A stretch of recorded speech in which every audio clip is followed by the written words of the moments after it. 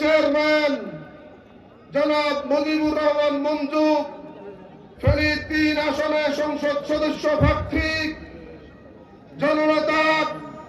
ইসলামী ছাত্র শিবিরের সাবেক কেন্দ্রীয় সভাপতি ডাক্তার ফখরুদ্দিন মানিক, জেলা নায়েব আমির সেক্রেটারি,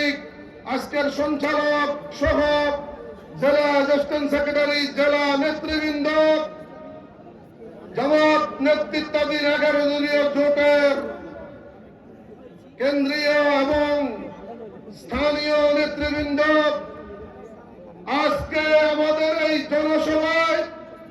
যাদেরকে নিয়ে আমরা এই জনসভা উদ্বোধন করতে যাচ্ছি, শহীদ ইশতিয়াক আহমদ শ্রাবণের পরিবারের সদস্য, তার আব্বা আম্মা এবং তার আত্মীয় স্বজন, শহীদ সাইদুল ইসলাম শাহীর পরিবার, শহীদ মাহবুবুল হাসান মাসুমের পরিবার, শহীদ আব্দুল গনি কোরআনের পরিবার, শহীদ আকরাম হোসেন কাউসার এর পরিবার, শহীদ সরওয়াত জাহান মাসুদ, শহীদ ওয়াকিল আহমেদ শিহাব, শহীদ সবুজ সহ যারা সেদিন এই মহিফালের সবুজ চত্বরকে লাল লাল করে দিয়ে আমাদেরকে